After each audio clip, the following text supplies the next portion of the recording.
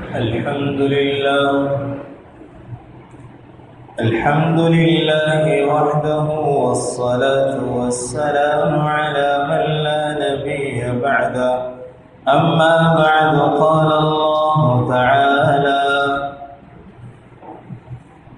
وعباد الرحمن الذين يمشون على الأرض هونا وإذا خاطبهم الجاهلون قالوا سلاما والذين يبيتون لربهم سجدا وقياما والذين يقولون ربنا اصرف عنا عذاب جهنم إن عذابها كان غراما إنها ساءت مستقرا ومقاما.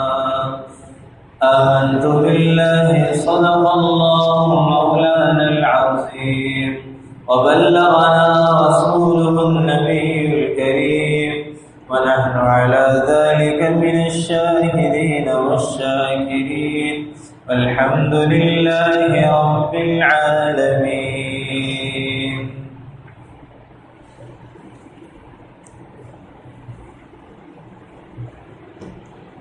اللهم صل على سيدنا ومولانا محمد وعلى آل سيدنا ومولانا محمد وبارك وسلم. اللهم صل على محمد كما تحب وترضى له. اللهم صل على محمد كما هو أهله ومستحقه. وجه الاحترام قابل تقریر نمازی احترام، قرآن کریم کے اندر سورہ فرقان کے آخری رکوع میں اللہ تبارک و تعالی نے ایک خاص انداز میں کچھ لوگوں کو عباد الرحمن کہا ہے. اور عباد الرحمن کون ہیں، ان کے اندر کیا صفات پائی جاتی ہیں، اللہ نے ان کی صفات بھی بیان فرمائی.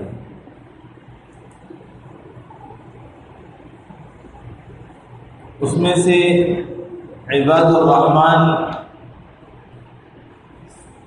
سارے بندے اللہ کے ہیں، سارے ہی رحمان کے بندے ہیں. وعباد الرحمن اللہ نے فرمایا بندے تو سارے ہی رحمان کے ہیں، سب اللہ ہی نے پیدا کیے ہیں، اور کوئی اللہ کا انکار کر کے اور کفر کر کے وہ شیطان کے بندے بن جاتے ہیں. مگر اللہ نے جو فرمایا کہ رحمان کے بندے، تو اس میں انہوں نے اپنے اعتقاد، اختیار اور اپنے اخلاق ہر چیز کو اللہ کے احکامات کے مطابق ڈھال دیا اور عبادات میں اپنے آپ کو جھونک دیا. اور جب انہوں نے اپنا آپ اللہ کے سپرد کر دیا تو پھر جب وہ اللہ کے سپرد ہو گئے تو اللہ نے یہ فرما دیا کہ یہ میرے. وعباد الرحمن دوسری تفسیر میں لکھا، تفسیر مظہری کے اندر، رحمان کے بندے اللہ رحیم ہے، رحمان ہے، رحم کرنے والا ہے. جن بندوں کو اللہ نے رحمان کے بندے کہا ہے ان بندوں کے اندر اللہ نے صفت رحیمیت پیدا فرمائی ہے. چونکہ وہ اللہ کے بندے ہیں تو وہ اللہ کے بندوں پر بھی رحمان ہے، رحیم ہے اور رحم کرنے والے ہیں، ان کی ہر چیز کا خیال کرنے والے ہیں. یہ اللہ کا یہ فرمانا کہ عباد الرحمن، یہ کسی کو لقب مل جانا، یہی ایک بہت بڑی صفت ہے. اللہ تبارک و تعالیٰ نے اپنے حبیب علیہ السلام سے متعلق فرمایا سبحان الذی اسری بعبدہ، پاک ہے وہ ذات الذی اسری جو لے چلا اپنے بندے کو بعبدہ، اللہ کے رسول علیہ السلام نے نبی ہونے کے باوجود اپنے آپ کو اللہ کے سپرد کر دیا تھا، تو جب اللہ نے اللہ کے سپرد کر دیا تو اللہ نے اس فرش والے کو عرش تک لے گئے اور اپنی ملاقات کا شرط دیا، تو بعبدہ عبد کو اتنا نوازتے ہیں اللہ کہ آخرت میں انسان مالا مال ہو جائے۔ سبحان الذی اسری بعبدہ، یہ صفت عبدیت پائے جانا کہ انسان اللہ کا بندہ بن جائے، یہ بہت بڑی بات۔ سبحان الذی اسری بعبدہ، اسی لیے فرمایا کہ وعباد الرحمن، عباد عبد کی جمع ہے اور رحمان کے بندے۔ اس کے بعد وعباد الرحمن الذین یمشون علی الارض ہونا، پہلی صفت کے بعد دوسری صفت بھی بیان فرمائی، الذین یمشون علی الارض ہونا، کہ وہ زمین میں نرمی سے چلتے ہیں، اکڑ کر، اترا کر، ٹھوک بجا کر نہیں چلتے۔ اللہ نے فرمایا وَلَا تُصَعِّرْ خَدَّكَ لِلنَّاسِ وَلَا تَمْشِ فِي الْأَرْضِ مَرَحًا، اپنے گال کھلا کر، اترا کر، اور وَلَا تَمْشِ فِي الْأَرْضِ، زمین میں اکڑ کر مت چلے، منہ کھلا کر کے اور زمین میں اکڑ کر کے مت چلے۔ ان اللہ لا يحب كل مختال فخور، اللہ اترانے والے اور غرور کرنے والے کو ناپسند کرتے ہیں۔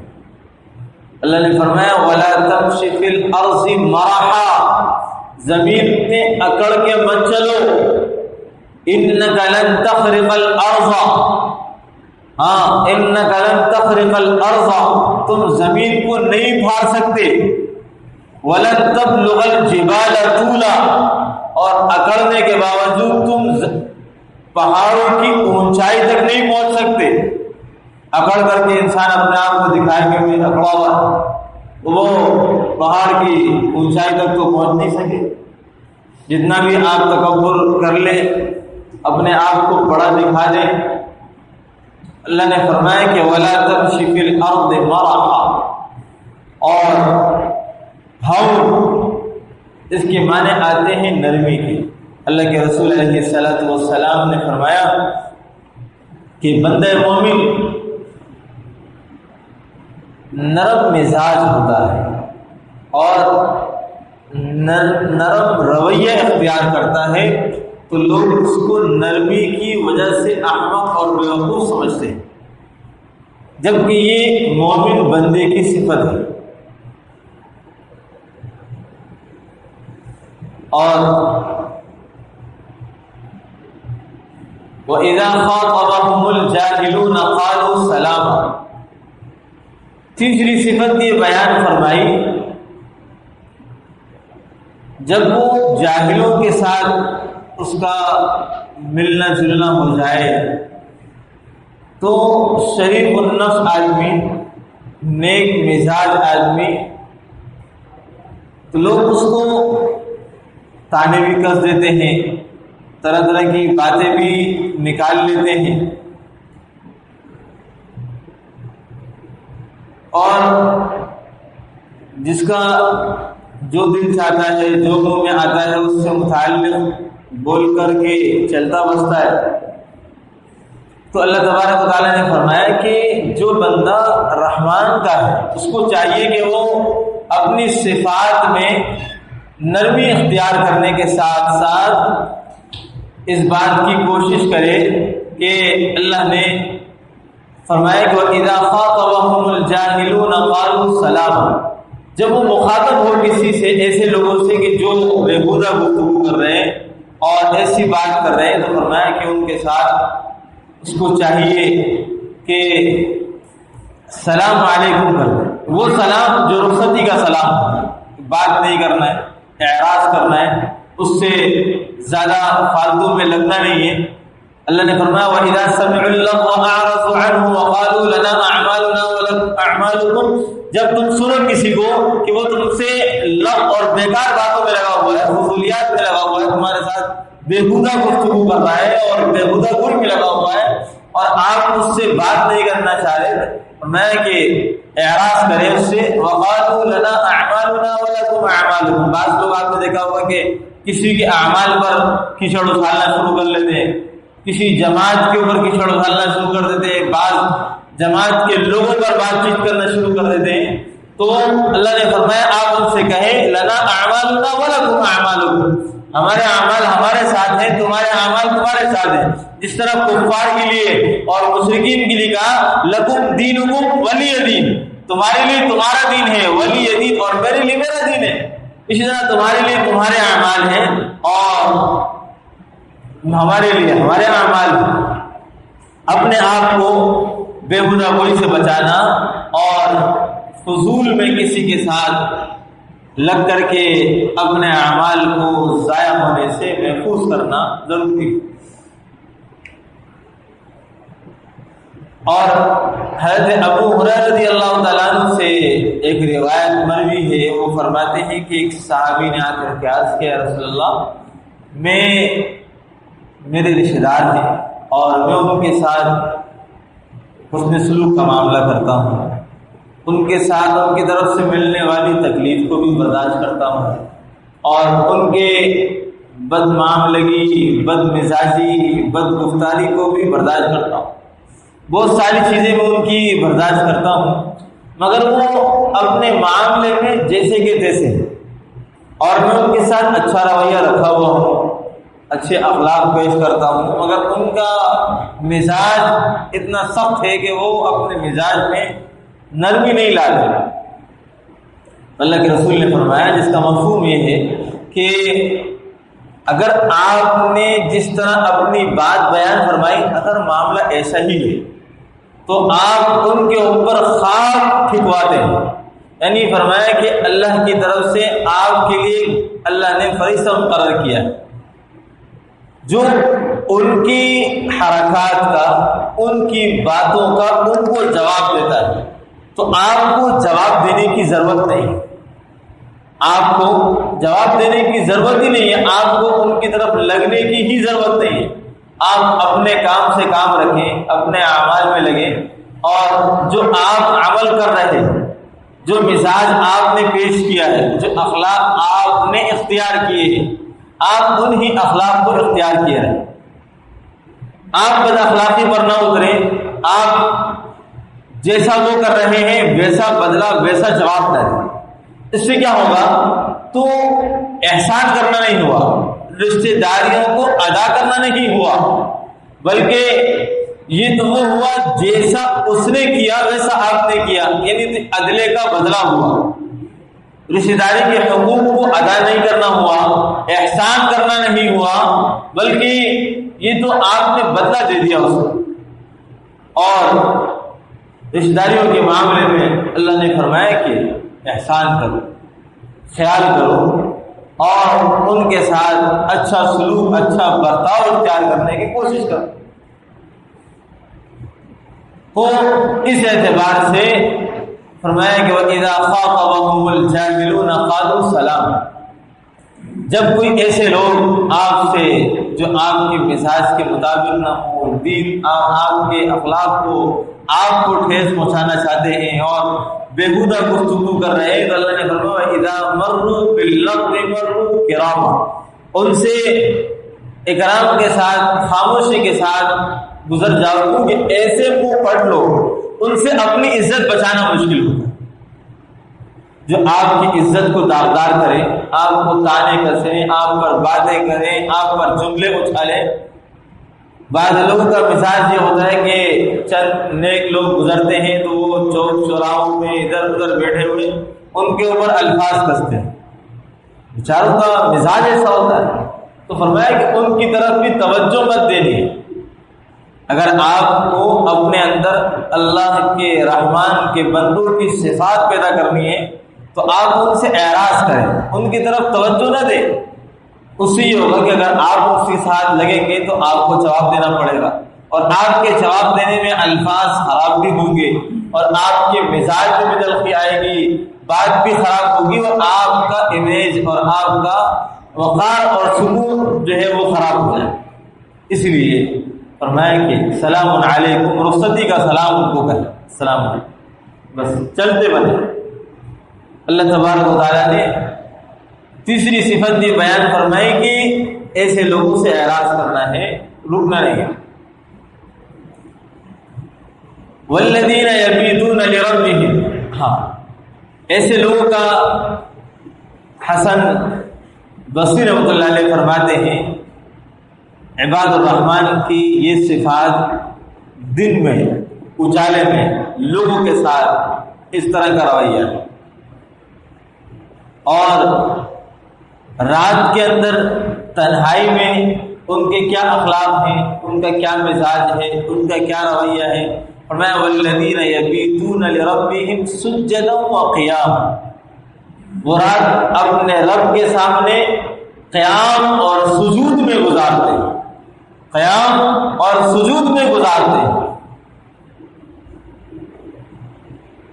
دن میں جو عبادات ہیں، فرض نماز پڑھ لینا، دیگر عبادات کر لینا، یہ تو دن کی عبادت ہے، مگر رات میں وہ عبادت ادا کی جاتی جو دن میں نہیں کی جاتی۔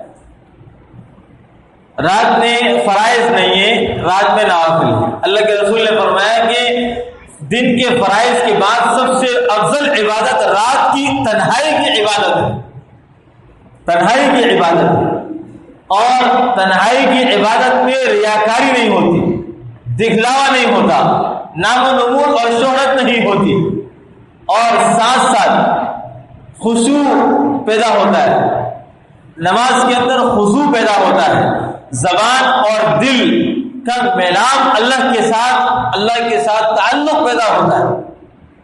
یہ دونوں چیزیں اللہ کی طرف متوجہ ہو جاتی ہیں، اور انسان دنیاوی دکھلاووں سے محفوظ ہو جاتا ہے۔ رات میں صرف رب اور اس کا بندہ ہوتا ہے، اسی کے درمیان آہوزاری اور نیاز ہوا کرتی ہے، اور اس میں اللہ تبارک و تعالی بندے کو نوازتے ہیں۔ ہاں قرآن کریم میں فرمایا ان المتقین فی جنات وعیون، متقین لوگ اللہ کی نعمتوں میں اور چشموں میں ہوں گے۔ آخذین ما آتاہم ربہم، جو کچھ ان کے رب نے انہیں دیا ہوگا انہوں نے وہ لے لیا ہوگا۔ انہم کانوا قبل ذلک محسنین، اس لیے کہ وہ لوگ دنیا میں محسنین میں سے تھے، نیکوکاروں میں سے تھے۔ اور محسنین کون ہیں؟ جن سے اللہ کی رحمت قریب ہوتی ہے۔ تو فرمایا ان رحمت اللہ قریب من المحسنین، اللہ کی رحمت نیک لوگوں کے قریب ہے۔ انہم کانوا قبل ذلک محسنین، دنیا میں یہ لوگ نیکوکار تھے۔ کانوا قلیلا من اللیل ما یہجعون، راتوں میں یہ لوگ کم سوتے تھے۔ کانوا قلیلا من اللیل ما یہجعون، راتوں میں یہ لوگ کم سویا کرتے تھے۔ اور وبالاسحار هم یستغفرون، اور صبح سویرے سحری کے وقت میں اللہ کی بارگاہ میں استغفار کیا کرتے، اپنے گناہوں کی معافی طلب کیا کرتے۔ ہاں تو فرمایا کہ یہ جو لوگ ہیں یہ ان کے دن رات کی صفات ہے کہ یہ راتوں میں اللہ کی عبادت میں لگے ہوئے ہیں، اور اللہ کی عبادت میں اپنے آپ کو انہوں نے لگایا ہوا ہے۔ اور ساتھ ساتھ فرمایا کہ حضرت عثمان رضی اللہ تعالیٰ عنہ نے فرمایا کہ جس آدمی نے عشاء کی نماز پڑھ لی اور اس کے بعد 2 رکعات پڑھ لی تو اس نے آدھی رات عبادت میں گزار لی۔ ایک روایت میں اس طرح ہے کہ جس نے عشاء کی نماز کے بعد 2 رکعات نفل پڑھ لیے تو گویا اس نے ساری رات اللہ کی عبادت میں گزار دی۔ تو یہ چھوٹے چھوٹے اعمال سے راتوں کی عبادت حاصل ہو جانا بہت آسان سہل چیز ہے۔ آپ نے یہ بھی مشہور حدیث سنی ہوگی، حضرت عثمان بن عفان نے فرمایا جس نے عشاء کی نماز پڑھی اس نے آدھی رات عبادت میں گزاری۔ اللہ کے رسول نے فرمایا اور فرمایا کہ جس نے فجر کی نماز باجماعت پڑھ لی اس نے ساری رات عبادت میں گزار لی۔ تو راتوں کی عبادت اللہ کے ہاں بڑی مقبول ہے، ہاں بڑی مقبول ہے۔ اور فرمایا کہ راتوں کی عبادت کو اپنا شیوا بناؤ۔ یہ گزشتہ لوگوں کی کا مزاج اور طریقہ تھا، انہوں نے اللہ تبارک و تعالیٰ کو اس طرح راضی کیا، ہاں اس طرح راضی کیا تھا انہوں نے۔ تو راتوں کی عبادت بہت اہم عبادت، اس میں آسان ترین یہ ہے کہ انسان کوشش کرے کہ رات کے کسی بھی پہر میں اٹھ جائے تو کچھ نہ کچھ نوافل پڑھ لے، دعا مانگ لے۔ اگر بالکل نہیں اٹھ سکتا اور عادت ہی نہیں ہے اور تھکاوٹ دن کے کام کاج کی اتنی زیادہ ہوتی ہے کہ تہجد کے لیے اٹھنا ہی مشکل ہے، تو بھائی عشاء کی نماز کے بعد وتر پڑھنے سے پہلے 2-4 رکعتیں تہجد کی نیت سے پڑھ لیں۔ عشاء کی نماز کے بعد سے تہجد کا وقت شروع ہو جاتا ہے، اس تہجد کی نیت سے پڑھ کر کے آخر میں وتر پڑھ لیں اور دعا مانگ کر کے اپنے آپ کو لے جائیں، یہ ساری رات عبادت کے لیے ثواب مل جائے گا۔ تو چھوٹے چھوٹے اعمال سے انسان رحمان کے بندوں میں شامل ہو جاتا ہے، چھوٹے چھوٹے اعمال سے۔ اللہ نے ہمیں چھوٹے چھوٹے اعمال دیے ہیں، ان اعمال سے ہم اللہ تبارک و تعالیٰ کو راضی کر سکتے ہیں۔ اور ساتھ ساتھ یہ فرمایا کہ حضرت ابو سعید خدری رضی اللہ تعالیٰ عنہ فرماتے ہیں رسول اللہ صلی اللہ علیہ وسلم نے فرمایا کہ 3 چیزیں ہیں جن کی طرف اللہ تبارک و تعالیٰ ہنس کر کے دیکھتے ہیں، یعنی خوش ہو جاتے ہیں۔ اس میں سے ایک وہ آدمی ہے جو رات کو اٹھ کر کے نماز پڑھتا ہے، رات کو اٹھ کر کے عبادت کرتا ہے، اللہ تبارک و تعالیٰ ایسے آدمی سے کو خوش ہو کر کے دیکھتے ہیں۔ دوسرے وہ لوگ جو صف باندھ کر کے نماز پڑھتے ہیں، صفے بندی ہوئی ہونے کی حالت میں نماز پڑھتے ہیں، یعنی باجماعت نماز پڑھنا، ایسے لوگوں پر اللہ تبارک و تعالیٰ مسکرا کر کے ان کو دیکھتے۔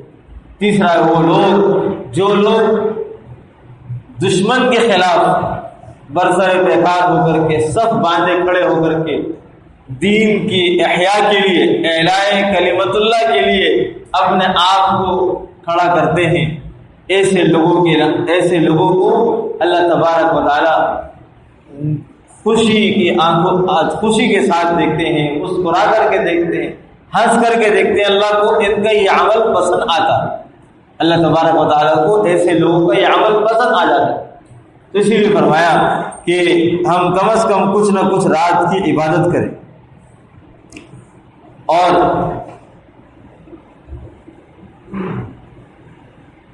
حافظ جو لوگ ہیں ان کے لیے حدیث میں فرمایا کہ ان کو چاہیے کہ وہ میری امت کے حامل قرآن، وہ رات کو کچھ نہ کچھ وقت قرآن پڑھا کریں، تہجد میں بیٹھے قرآن لے کر کے، کیونکہ تہجد کا وقت قرآن کریم کے لیے بہترین وقت ہے۔ قرآن کریم میں فرمایا وَمِنَ اللَّيْلِ فَتَهَجَّدْ بِهِ نَافِلَةً لَكَ، اس سے پہلے فرمایا أَقِمِ الصَّلَاةَ لِدُلُوكِ الشَّمْسِ إِلَى غَسَقِ اللَّيْلِ وَقُرْآنَ الْفَجْرِ، فجر میں اور اس سے پہلے قرآن کا پڑھنا نور علی نور، تہجد پڑھنا، یہ بڑے اعمال میں سے اللہ تبارک و تعالیٰ نے دیا۔ اور آگے چل کر کے فرمایا کہ عباد الرحمن والذین یبیتون لربهم سجدا وقیاما والذین یقولون ربنا اصرف عنا عذاب جہنم، ہاں وہ لوگ جو اللہ سے توبہ استغفار کر کے کہتے ہیں ربنا اصرف عنا عذاب جہنم، اے رب ہمارے اوپر سے جہنم کا عذاب ہٹا دے، ان عذابها کان غراما، یہ عذاب بڑا سخت چمٹنے والا ہے، اور جب جس کے ساتھ چمٹ جائے اس کو تباہ و برباد کر دے۔ ان عذابها کان غراما انها ساءت مستقرا ومقاما، بہت برا ٹھکانہ اور ٹھہرنے کی جگہ، ہاں بہت برا ٹھکانہ اور ٹھہرنے کی جگہ، جہنم سے پناہ مانگے۔ ہماری ساری دعاؤں میں دنیا اور دنیا کے اعتبار سے جو مسائل ہمارے درپیش رہتے ہیں، جس وجہ سے ہم پریشانیوں میں رہتے ہیں، ان کے لیے تو ہمارے لیے دعا کے لیے ہاتھ اٹھتے ہیں۔ ہم اللہ سے دعاؤں میں اپنی بیماری، اپنی پریشانی، اپنے مسائل، اپنا کاروبار، اپنا روزگار، اپنے گھر کے مسائل، ساری چیزیں مانگتے ہیں، سب کچھ دنیا مانگتے ہیں، اور یہ مانگنا چاہیے، کوئی منع نہیں۔ کرنے والی ذات تمام مسائل کا حل اللہ تبارک و تعالیٰ کے ہاتھ میں ہے، اور اگر بندہ مومن اللہ سے مانگ رہا ہے، دنیا کا ہر معاملہ اللہ سے مانگ کر کے حل کروا رہا ہے، اچھی بات ہے، اس کا اللہ پر ایمان ہے، اور وہ اس ایمان کے توسط سے اللہ سے مانگ رہا ہے، اس کو اس بات کا یقین اور عقیدہ ہے کہ میرے یہ مسائل حل کرنے والی ذات اللہ کی ہے۔ ہاں، پیسوں سے اگر مسئلہ حل نہیں ہو رہا تو وہ اللہ کریں گے تو حل ہوگا، پیسہ تو اسباب ہے، اگر اللہ نے چاہ لیا تو آپ کا مسئلہ حل ہو جائے گا۔ سارے مسئلوں کے لیے دعائیں مانگتا ہے، مگر ہم اپنے قبر کے لیے بھی، اپنے آخرت حشر کے لیے بھی تو اللہ سے اس طرح مانگے کہ اللہ ہماری قبر اچھی کر دے، عذاب قبر سے اللہ ہمیں نجات دے دے، حفاظت فرما لے، اور آخرت میری اچھی کر دے۔ اللہ کے رسول نے کیا دعا سکھائی؟ ربنا آتنا فی الدنیا حسنہ وفی الآخرۃ حسنہ، کہ اللہ میری دنیا بھی اچھی کر اور میری آخرت بھی اچھی کر۔ ہاں، دونوں دعائیں مانگیں، اپنی آخرت بھی مانگا کریں، اپنی قبر کے لیے بھی مانگا کریں، اپنے پل صراط، میزان، عدل، سب چیزوں کے لیے اللہ سے مانگا، یہ بھی مانگنے کی چیزیں ہیں۔ ہاں، دنیا کے جتنے مسائل ہیں، جتنی تکلیفیں ہیں، جتنی ٹینشنیں ہیں، جتنی اذیتیں ہیں، جتنے مسائل ہیں، یہ سب موت تک ہے، یہ سب موت تک ہے۔ جب انسان کو موت آ جائے گی تو انسان کے ذاتی سارے مسائل ایک طرف ختم، اب اس کے ساتھ جو آخرت کے مسائل شروع ہوں گے وہ بہت بڑے ہیں، اور یہاں تو دعائیں مانگ کر کے اللہ کو راضی کر کے کسی طریقے سے ہم کچھ کر سکتے ہیں، وہاں تو پھر کچھ نہیں ہو سکتا۔ وہ مسائل بہت سخت ہیں، دنیا کی ساری زندگی مشکلات میں گزر گئی تو یہ مشکلات کا بدل اللہ دیں گے تو انسان کہے گا اللہ اس سے بھی زیادہ مشکلات ملتی تاکہ یہاں درجات تو زیادہ بلند ہو جاتے۔ تو آخرت کا مسئلہ بہت سنگین ہے، تو فرمایا کہ ربنا صرف عنا عذاب جہنم، کہ دعائیں مانگتے ہیں کہ اللہ ہم سے جہنم کا عذاب ہٹا دے۔ ہاں، ان عذابها کان غراما، وہ بہت سخت عذاب ہے، جس کو چمٹ گیا، جس کو لگ گیا، اس کو تباہ و برباد کر دیا۔ ہم نے آخرت کے عذاب کو، قبر کو بہت ہلکا لیا ہے۔ ہم یہ سمجھتے ہیں کہ یہ تو مرنے والے کا مسئلہ ہے، پہنچانے، ہم تو زندہ رہنے والے ہیں، ہمارے مسائل اور ہیں، اس کا مسئلہ اور ہے۔ تو اس کا مسئلہ بھی وہی ہے جو ہمارا مسئلہ ہے۔ ہاں، جو اس مرنے والے کا مسئلہ ہے نا وہی ہمارا مسئلہ ہے، اس مسئلے کے لیے اس کے پاس وقت نہیں رہا، ہمارے پاس وقت ہے، اتنا فرق ضرور ہے۔ تو ہم اپنے آپ کو، یہ بھی زبردست اللہ تبارک و تعالیٰ نے ہمیں سبق سکھایا کہ عباد الرحمن کی ایک صفت یہ کہ وہ اللہ سے جہنم سے پناہ مانگتے، جہنم سے پناہ مانگنا بہت ضروری ہے۔ ہاں، جہنم کے عذاب سے پناہ مانگنا، اللہ کے عذابات انسان پڑھے سنے تو دل کے رونگٹے کھڑے ہو جائے، پھر اللہ سے اس عذابات سے پناہ مانگے۔ جہنم کے عذاب تو بہت دور ہے، قبر کا عذاب اتنا سخت ہے کہ ایک اژدہا اگر مسلط کر دیا گیا بے نمازی پر تو ایک مرتبہ انسان کو جب وہ ڈسے گا تو انسان 70 ہاتھ 70 گز زمین کے اندر گھسے گا۔ قبر میں اگر انسان کو جکڑ لیا تو پسلیاں ایک دوسرے میں گھس جائیں گی، اور قبر اس کو کہے گی کہ تیرا آنا ہی اتنا منحوس ہے، تو دنیا میں سب سے زیادہ منحوس انسان تھا جو میرے اوپر نازل کیا گیا اور میرے اوپر آیا ہے۔ تو بھائی جہنم کے عذاب سے، قبر کے عذاب سے پناہ مانگنی ہے، یہ اللہ نے ہمیں سکھایا، بتایا ہے۔ تو یہ عباد الرحمن کی صفت میں سے ایک صفت یہ ہے کہ ہم اللہ سے عذاب سے پناہ مانگیں۔ اللہ تبارک و تعالی ہمیں عمل کی، سمجھ کی توفیق نصیب فرمائے۔ وآخر دعوانا الحمدللہ۔